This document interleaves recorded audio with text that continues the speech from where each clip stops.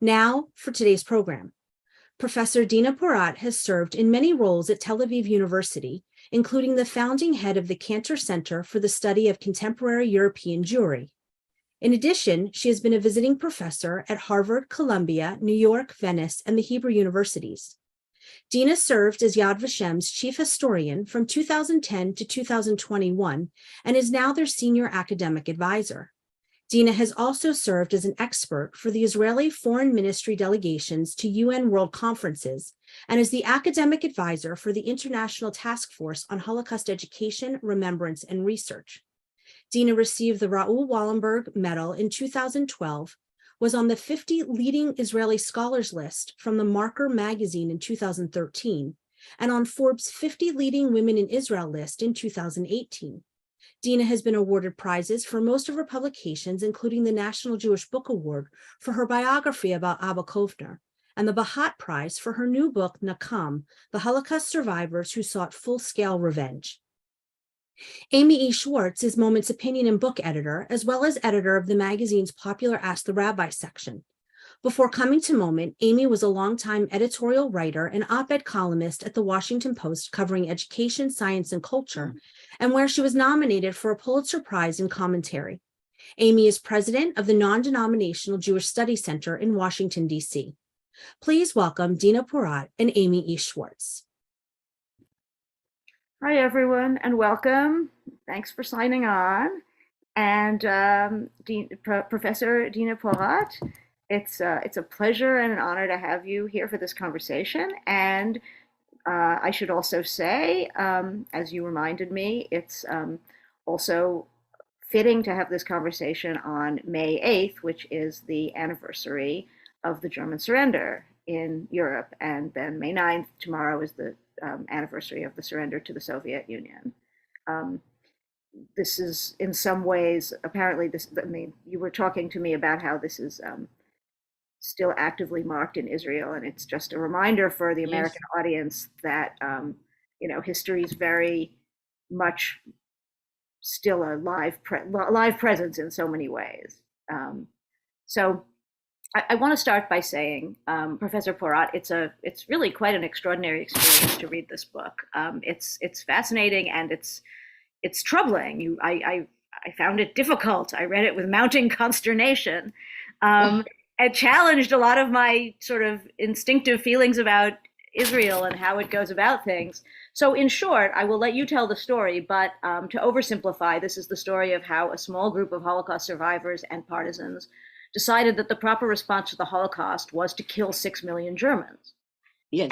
And how they went about trying to do it. And ultimately, I don't think this is a spoiler, that they failed to do so. So can you tell us first how you chose, why you decided to write this horrifying story, and to what extent it was news to people, in Israel and elsewhere? Yeah. Well, first of all, thank you.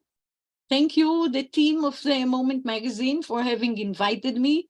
It is certainly a pleasure and an honor for me as well.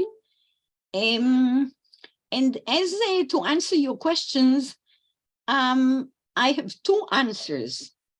One is that this was indeed a group of 50 young men and women, most of them either former partisans, underground members, ghetto fighters, escaped death marches or camps, active ones, and they all got education, excellent education, in the formidable Jewish system of education, the many schools between the two wars. They had good education, but not only that, most of them were members of youth movements. They were either chanichim, which means they were guided members, but they were also instructors, guides in these movements, which also, much as the schools, raised youngsters, raised the whole generation on values of improving the world, on looking for a better future, of building together, no matter from which youth movement they came. And so I asked myself, Gewalt, how can it be that such youngsters with such values and education decided to kill 6 million people with no identification? That's the main point, no identification. You cannot go identify 6 million. What they wanted to do, and it's really not a spoiler, it's just the gist of it, they wanted to pour poison into the drinking water of a number of German cities, which means that children, women, the elderly, all drink water. So I wanted to find out an explanation. I wanted to bridge the discrepancy between the personality of these people. Out of the 50, I knew 34 personally. I interviewed them. I read the testimonies. 15 of them, I visited their homes and they visit me and my husband. We became friends. And I always told them, Chevre, it was not such a good idea. We are good friends, but it was not such a good idea. And they kept saying, had you been with us then, had Jesus been with us then, you and him would have joined the Nakam, the revenge. So I wanted to find how to bridge this discrepancy. The other point is that I think, you mentioned en passant, that it wasn't what when you read the book, it did not fit what you thought about the Jewish people. And indeed, author Aaron Appelfeld said that revenge is not included in the Jewish DNA. It's not, it's outside. And revenge indeed is out of civilization. Justice in court before a judge is within the borders of civilization. Revenge is not. Revenge is taking the law into your own hands. Be the policeman, the judge, the executor.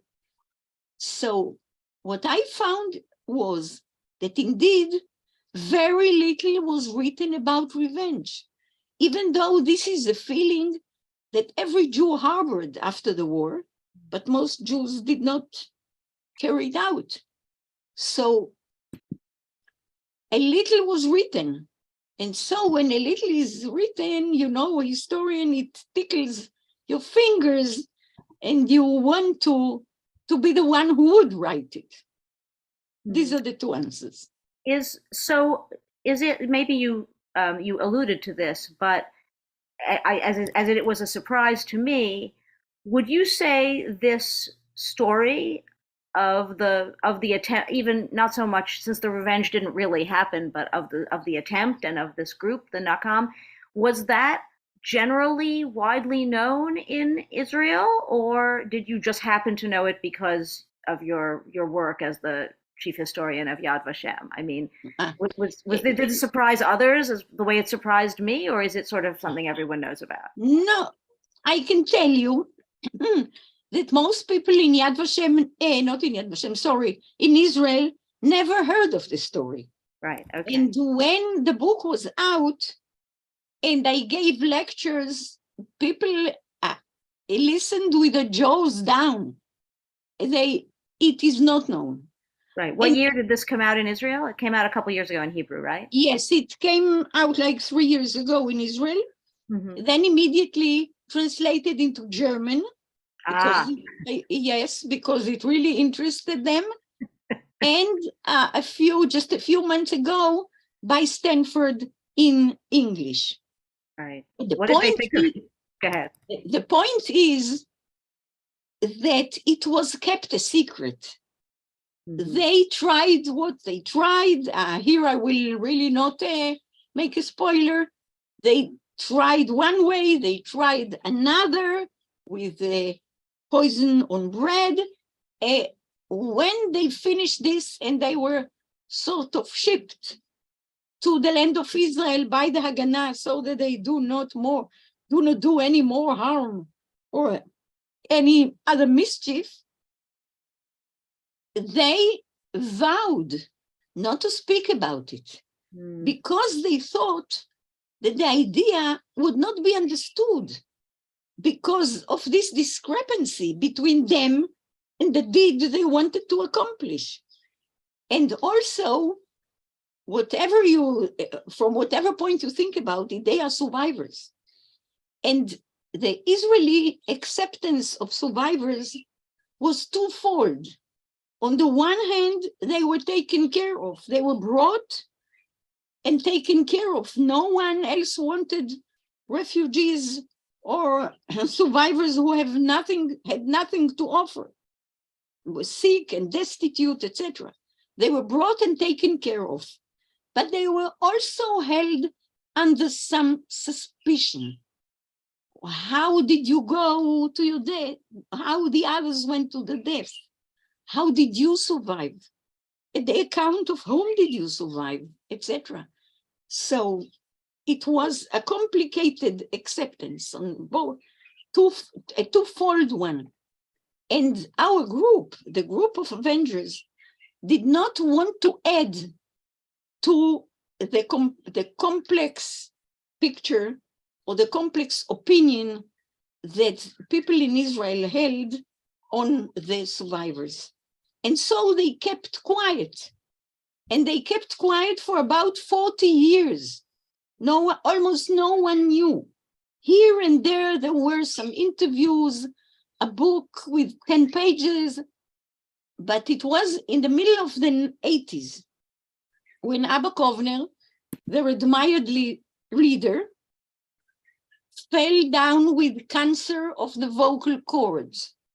And that was an irony, really an irony of fate, because he was a first-class orator, and they had to cut his vocal cord. So before they did it, they gathered in the apartment of one of them, and by the way, not far from where I lived, and they recorded the story. For 2 or 3 days, they recorded the full story. And since then, since the middle of the 80s, it became more known. But still, I can tell you that you're not alone. Most of the people I met or the people who reacted did not know the story. Was there any, I think one of there's a question in the queue about, in the Q&A about other books that have come out sort of alluding to this.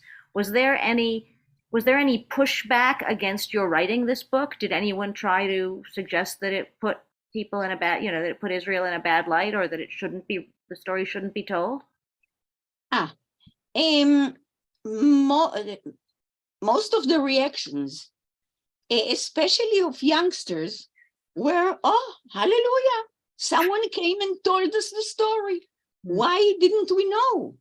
This is not a story to be ashamed of, especially when it was not carried out, yeah? The idea is nothing to be ashamed of, not the fulfillment.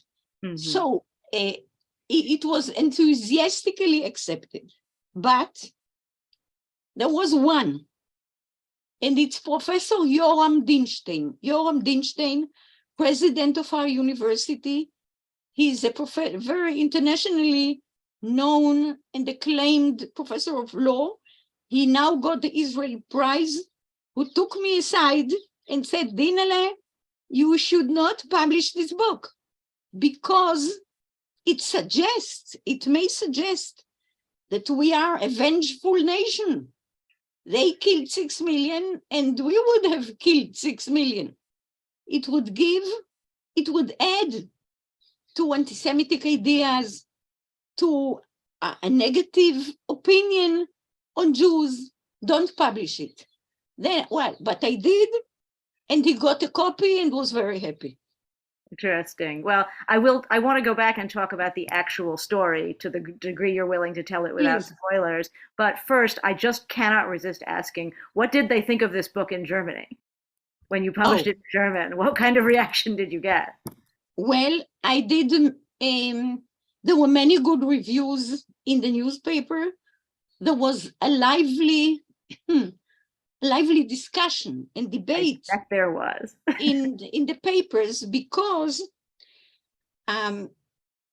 we should be honest about it. What is happening right now in Germany is that there is, among certain circles, especially youngsters and some of the intellectuals, a movement to say that enough is enough, that how long can they carry the guilt, and how long can they be accused of what the fathers and forefathers did, and enough, genug is genug.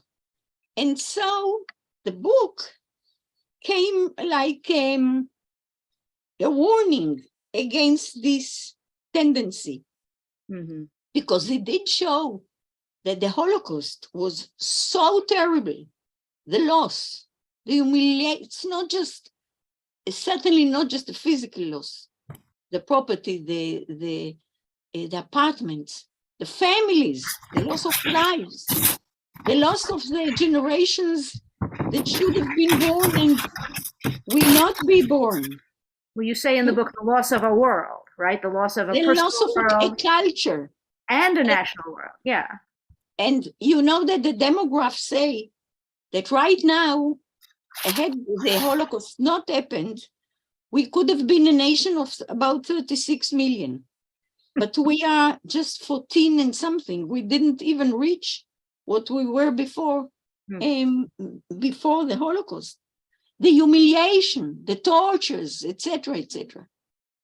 And so the book put it back on the German plate, on the German awareness. And so it caused a debate and many very good reviews.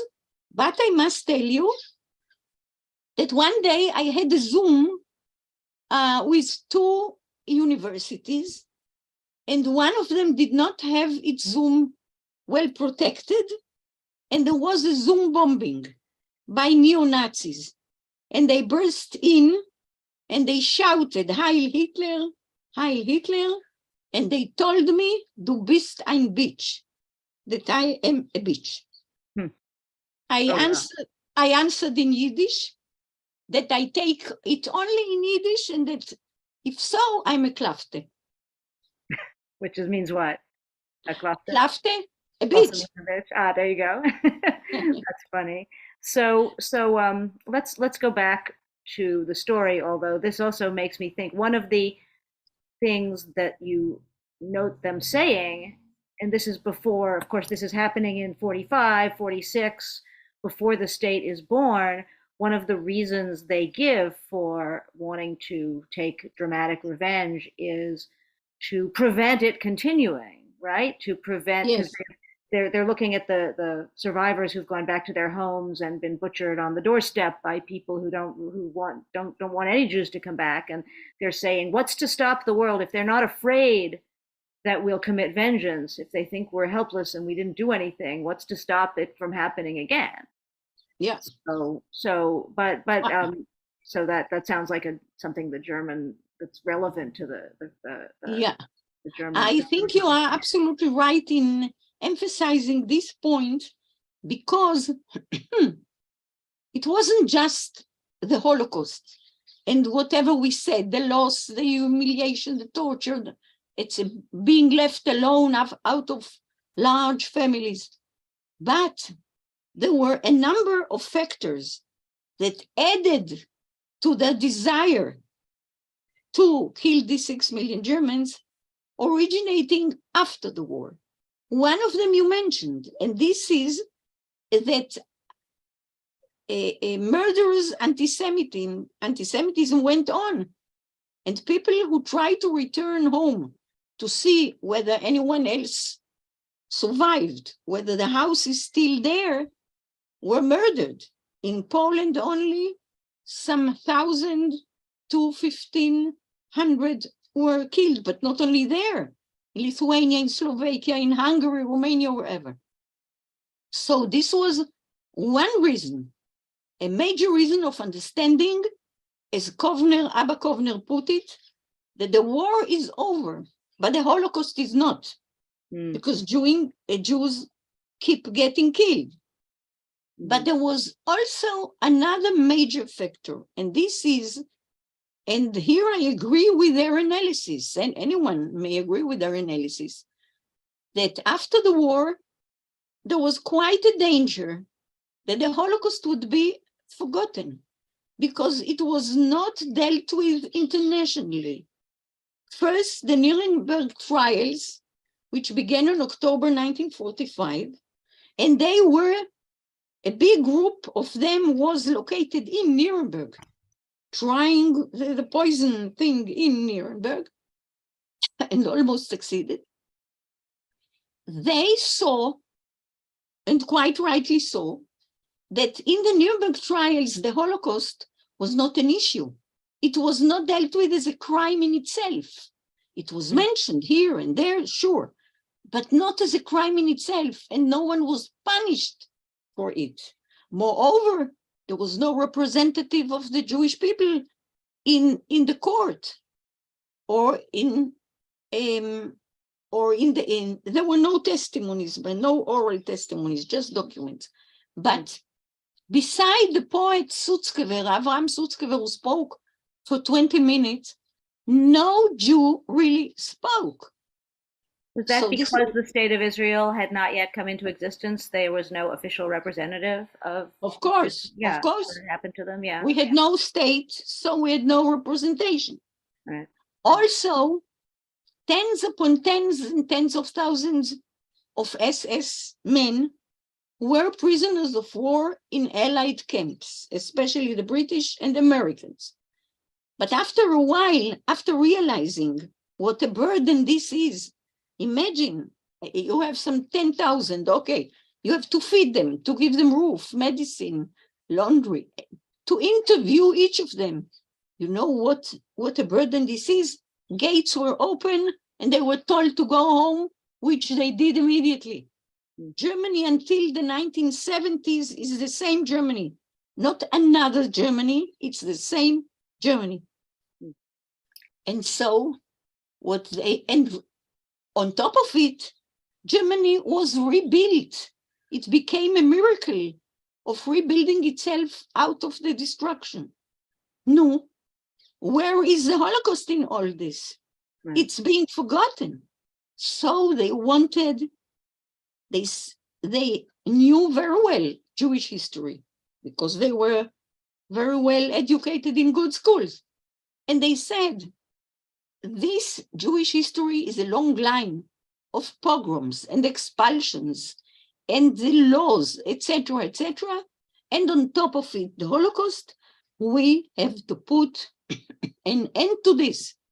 We have to put a puenta at the end of this sentence and make it a warning for the future, for whoever would think, including the Arabs, whoever would think that they can hurt the Jewish people again. Right. So I want to this is all part of, obviously this is all part of the story that you tell. Since, I mean, you have if I may say so, you come from a sort of you have a position of considerable moral authority to talk about this story because, you know, having done all these years at Yad Vashem and knowing the history so well, you make an artistic decision, it seemed to me, to hold your fire in terms of an outright statement of what you think of this until quite deep into the book. And you tell the story in a way that you can really, this is one reason I read it with such difficulty, I found it so hard to read, you can really feel for these people. You make us understand how they felt. And as you say, that was your artistic aim. And I was waiting, it's not till page 284 that you state outright thank God it didn't happen. You say it was good, very good, like in Of the course. Torah, just very tov ma'od, to have left Plan A unaccomplished. That this was a decision, Yes. and the Israeli the leadership, the Haganah, actually makes the decision. We're not going to let them do this. We're gonna call them off. Yeah, of course. Plan A. But Amy, I think that before the end, you find this chapter. It is in the summation, but it's way before the end. When I ask them today, well, today only one is living. He's 103. God bless him. He's in his full capacities. And one lady who is not with us anymore. But then when they were, let's say, in the 80s and 90s, I asked them one by one, what do you think today? What do you think today? And is it fortunate or unfortunate that your plan was not carried out? This is the Now, plan to poison 6 million Germans by 6 poisoning million. the water in 3 Yes. cities at the same time. Yeah. Yes, absolutely. Some of them said, of course we should have poisoned it. Of course they should have been punished, and look at the situation. Germany was not punished, and they are right. Germany is paying, but it was not punished for what it did. It is paying for property, for the years of studies being lost, of what it took to absorb them in Israel, but not for the crime. And so they say, yes, we should have done it. And it was the right time to do it right after the war.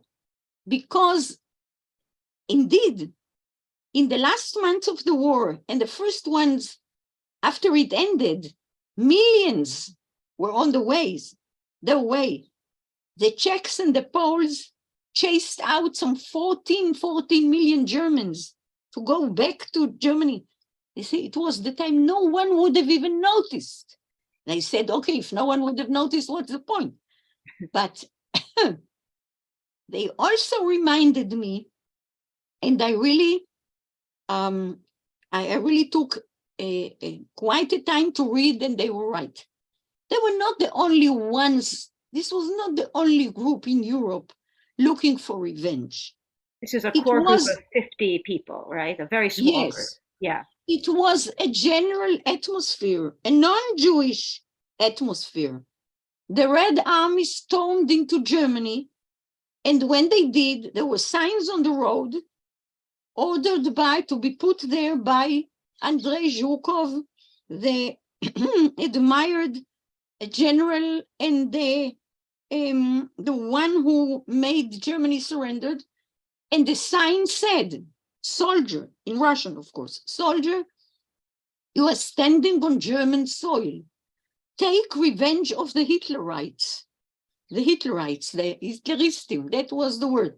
And they did, and they went wild. We won't go into details, but until the commandos had to stop them.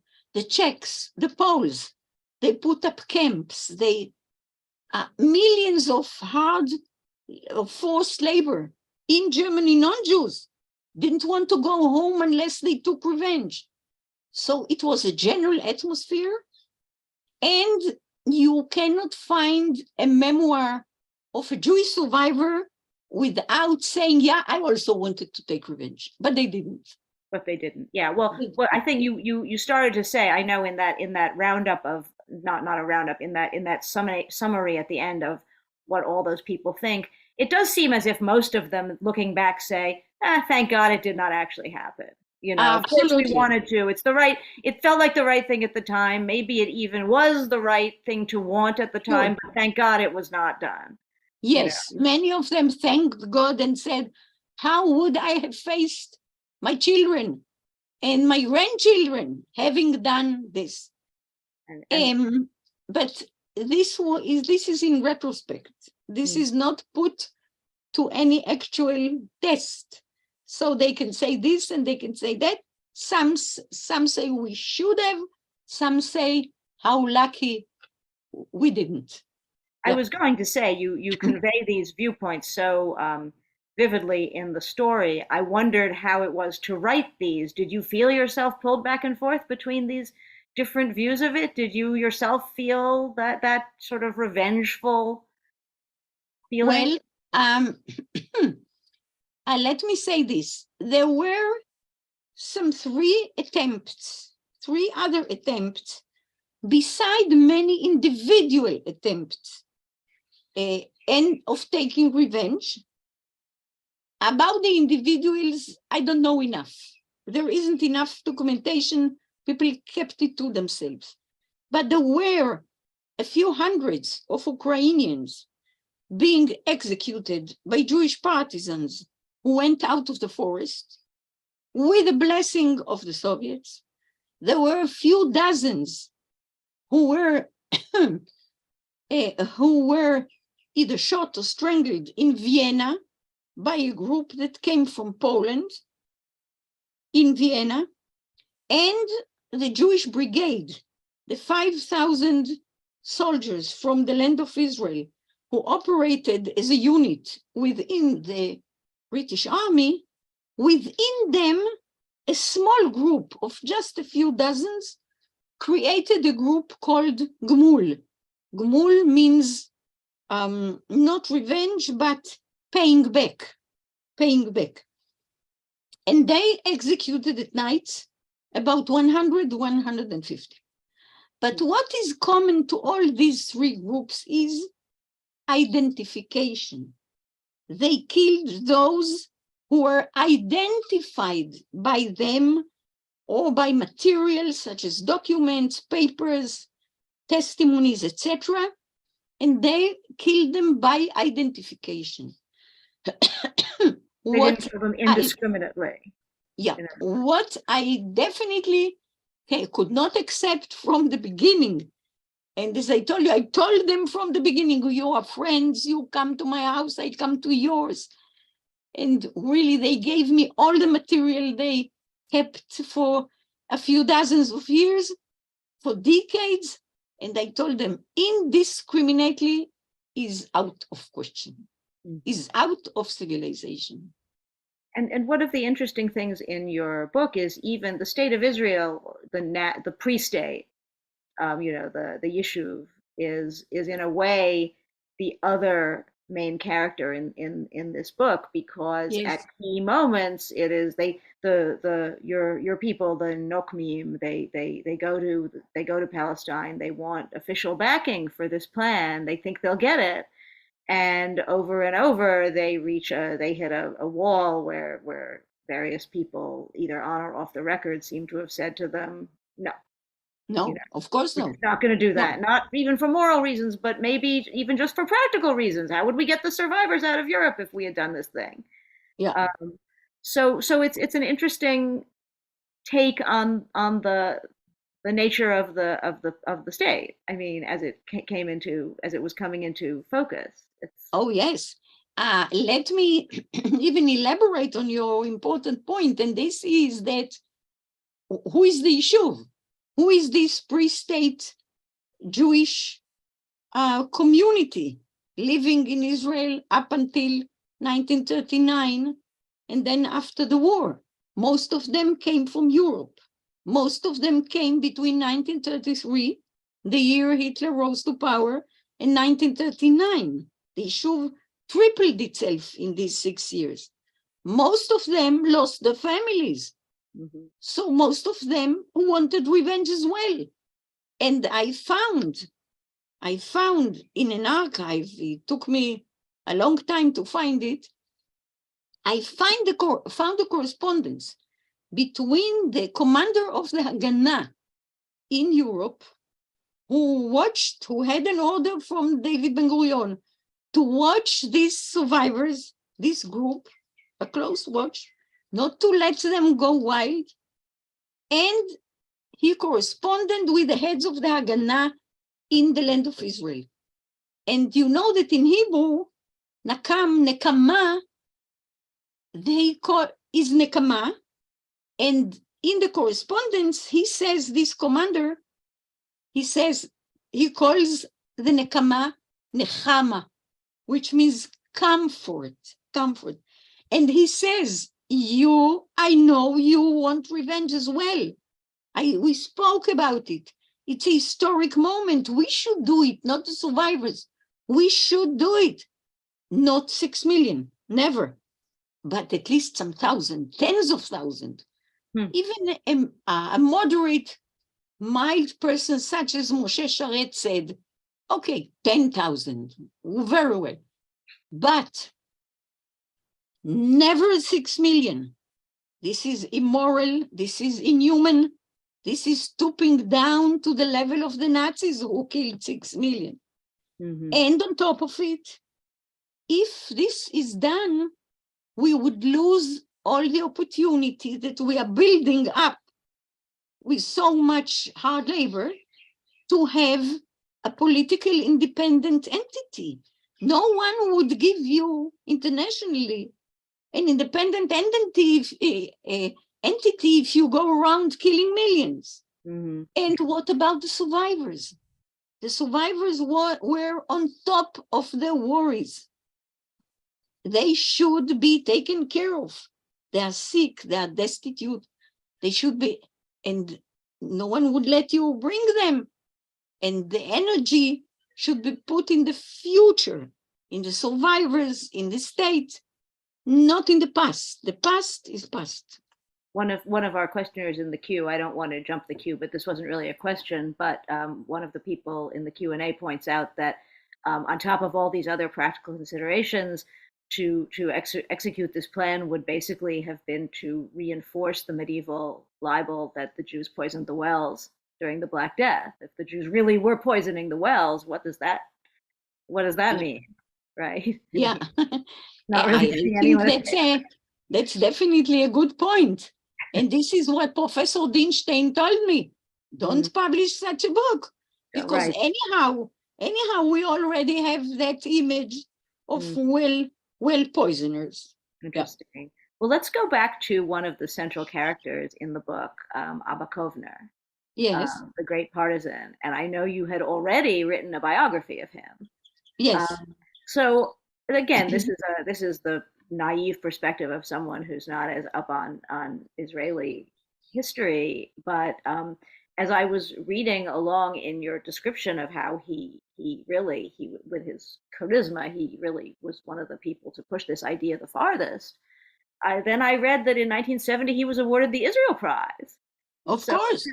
Talk about him a little bit. What a complex figure. What a strange. No. I would say the following. First of all, I urge you to read the biography, because the biography is also a fascinating story of the life of an extraordinary person. Now, I think you're right, because as if the revenge doesn't fit within his biography. A poet, a partisan, a commander of partisans, a youth movement admired leader, leading the first line of survivors and refugees down to Italy, thousands of them.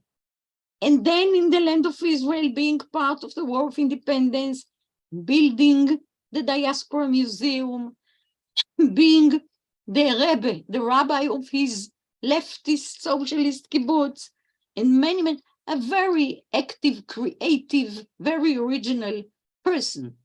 He not only got the Israel Prize, he got every prize under the sun. He got every prize existing in Israel and was very much admired.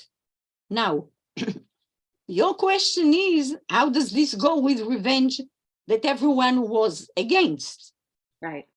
I think people understood that the idea of revenge was like an exception in his life, in his long life of achievements and positive achievement, because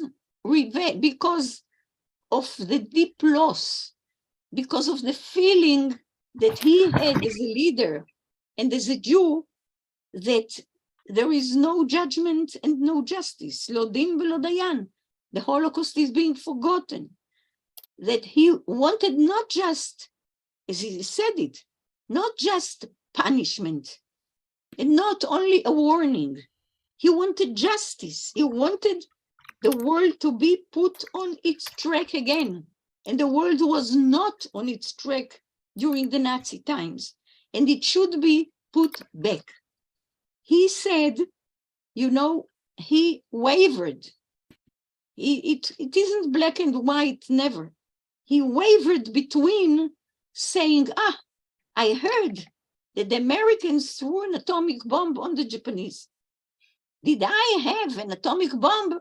I would have thrown it right away on Germany's heads. And then, but afterwards he said, I didn't mean it literally. I didn't mean it literally. I wanted justice. I wanted the world to be aware of what was done. And if you don't tell anyone, I'll tell you a secret. And this is that I believe we didn't tell the story, and it is a fascinating one to be read, but he is back on a ship with a poison that he did get in the land of Israel from the two Kachalsky brothers. Katzir, one of them, Katzir, was later our fourth president of the state. And then they were students, and they gave him the poison, thinking not about the 6 million, thinking about poisoning SS in the camps. And he goes on the ship with a falsified document, and the British found out that they have some 5 people who do not belong anywhere. And when they call him to arrest him, not because of the poison, they knew nothing about it, but he has the poison, and now he's being arrested. So we took it and threw it out of the toilet's window, took into the Mediterranean. And I think to myself, don't tell it to anyone, I think to myself that if he really wanted to poison the 6 million, and I had the chance and the privilege to interview Katzir. He had a laboratory, he was a chemist, and they had the laboratory, Tel Aviv University, 2 buildings from the history of the Jewish people building.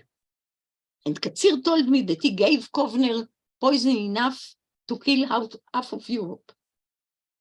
And he threw it from the window. Had he really wanted to kill the 6 million, he would have at least give a can to one soldier on the ship and another can to another, or manage to do something so that he would not have to throw it into the Mediterranean. So I'm not sure that he really, really wanted to do it. And so after the war, he's here having again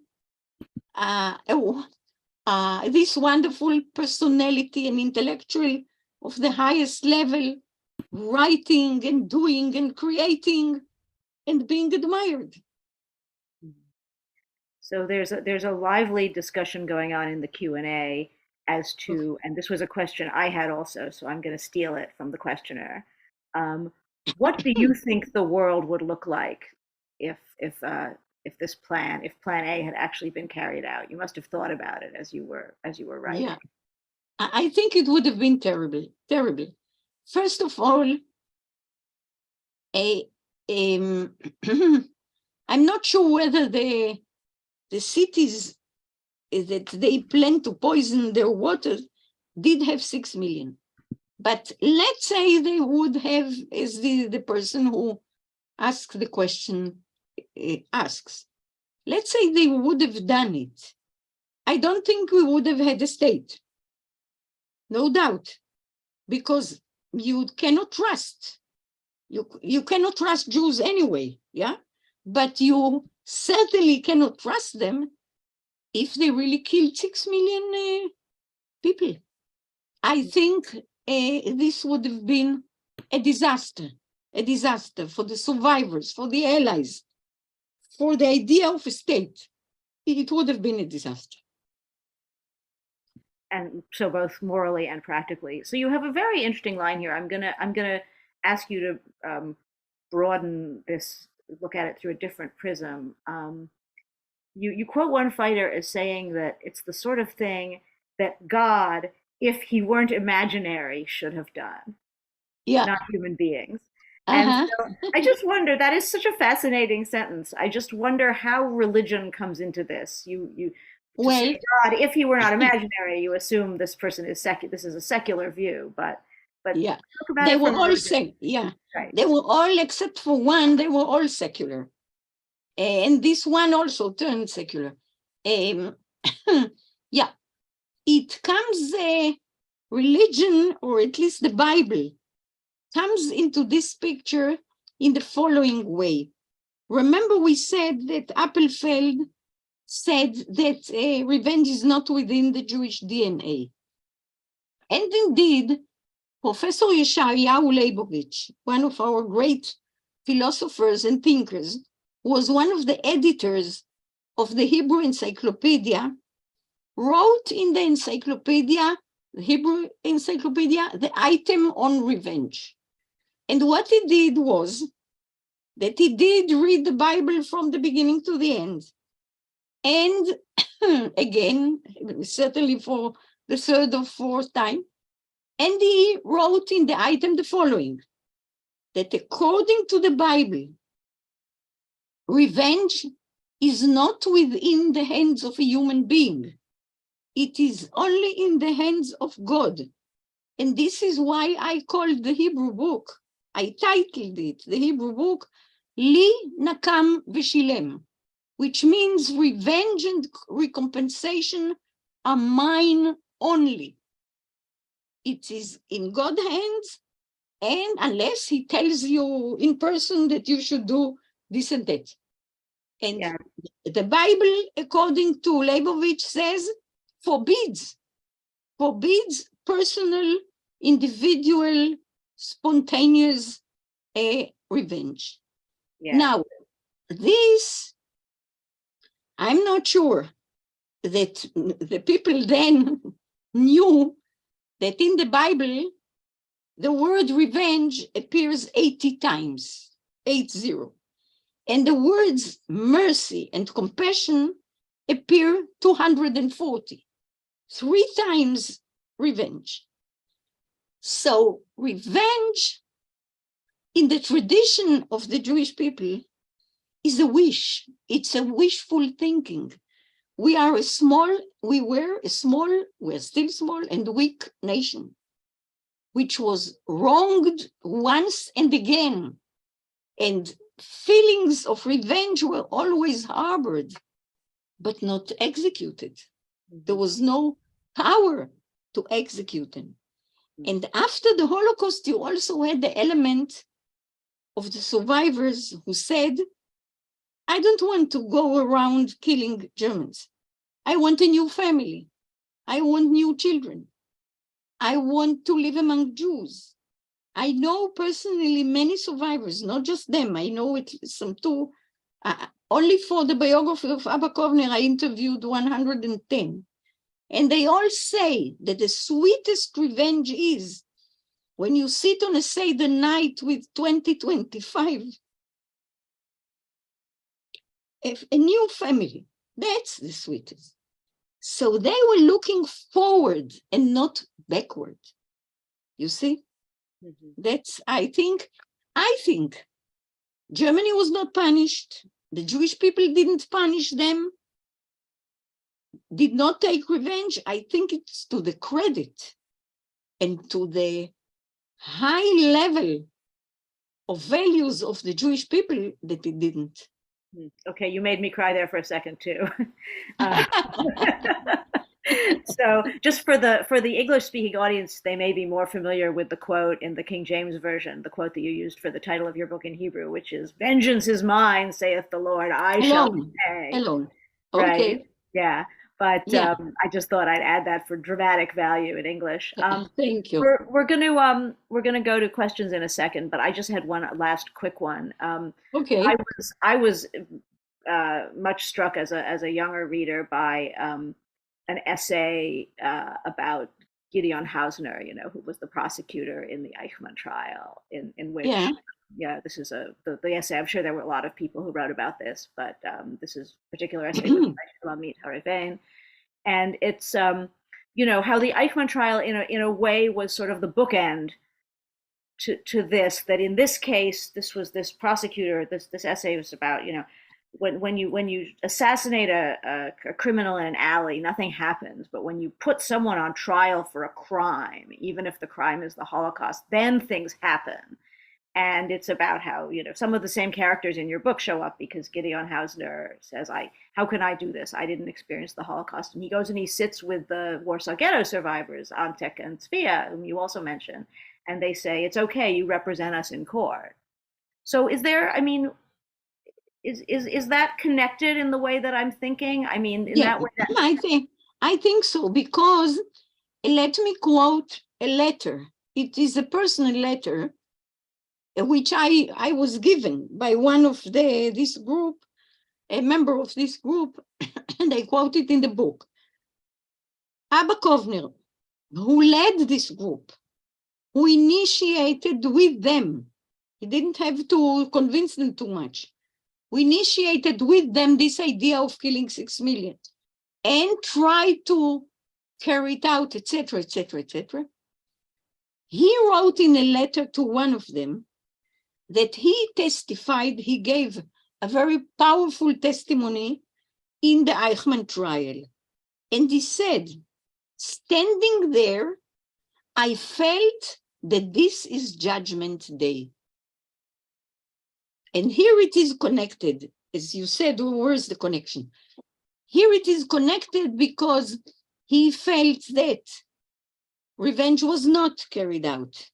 Germany went unpunished.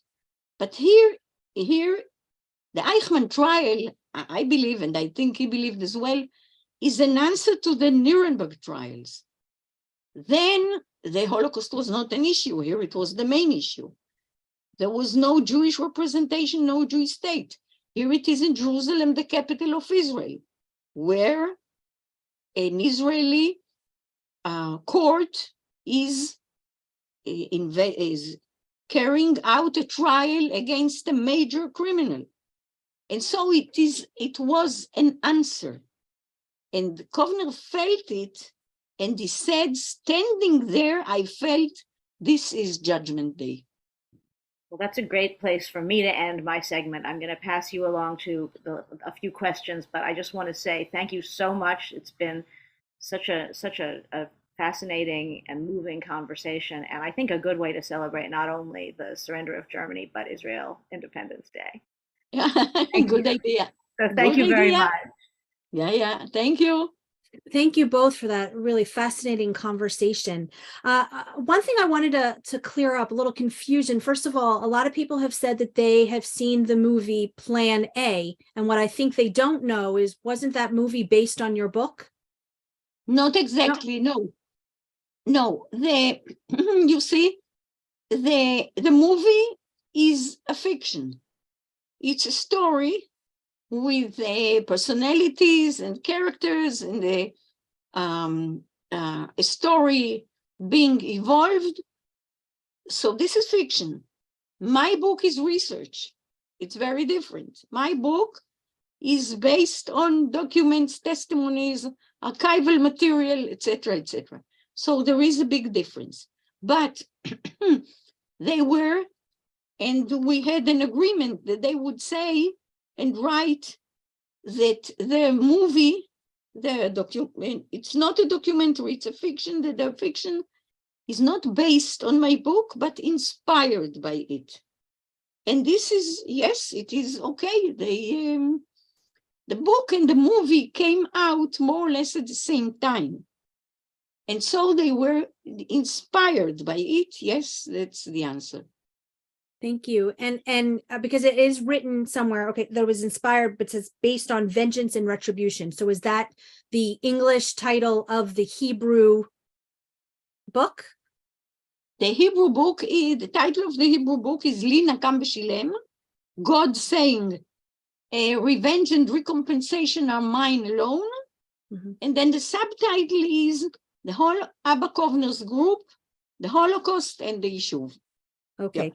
Thank you. And just so that everybody knows that the full title of the book that's in English is Nakam, the Holocaust Survivors Who Sought Full-Scale Revenge. Someone was curious to know if you knew why the titles were different in the English version versus the Hebrew version. Well, that's a good question. I also wanted simply the Hebrew one to be translated into English. And by the way, the German edition is an exact translation of the Hebrew one. So I wondered why Stanford didn't like it. They wanted something clearer or more open, I don't know. So they decided on another title. But I have to tell you about a behind the scenes debate. And this is, they said, survivors seeking revenge. And I said, every survivor wanted revenge. And I insisted on adding the word full-scale revenge, because it's 6 million, full-scale revenge, yes. Thank you. Someone was curious to know if you knew what the religious observance to members of the Nakam group were. No one was religious, no one.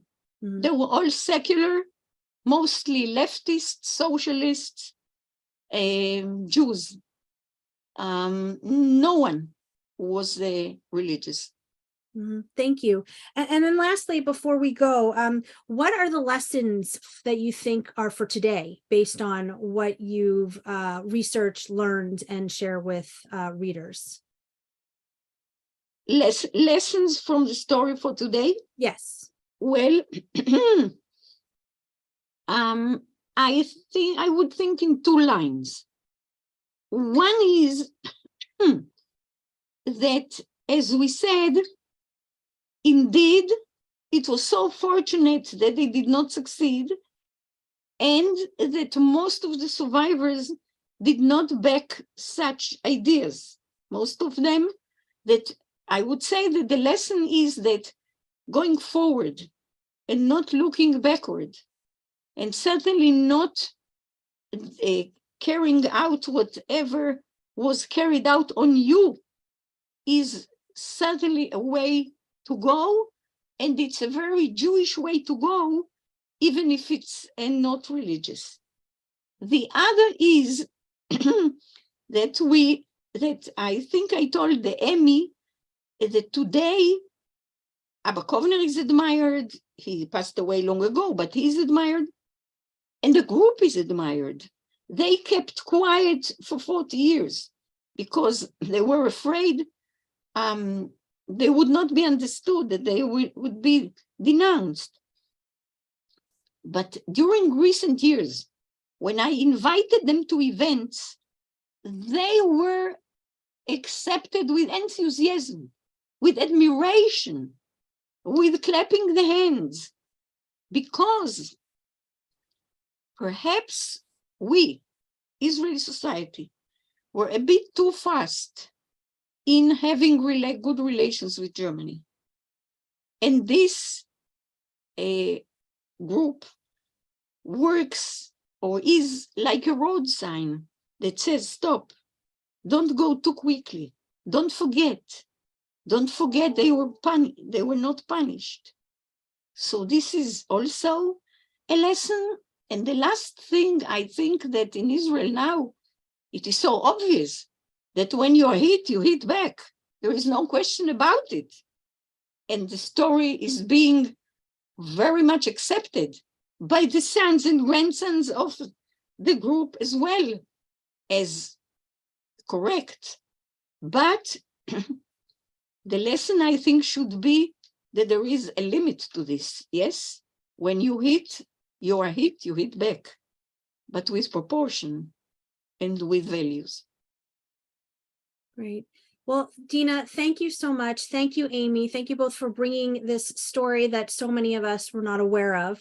We really appreciate it. Again, the title of the book is Nakam, the Holocaust Survivors who sought full-scale revenge. You can find that online. I will be sending out a follow-up email to everyone that will include a link to this recording for those who'd like to share it or watch it again. I will also include links to this book and Dina's other book about Abba Kovner. Again, please go to Moment's website at momentmag.com, where you can sign up for next week's program with author Alana Kershan, and we will see everybody next week. Thank you. Bye-bye. Thank you. Thank you.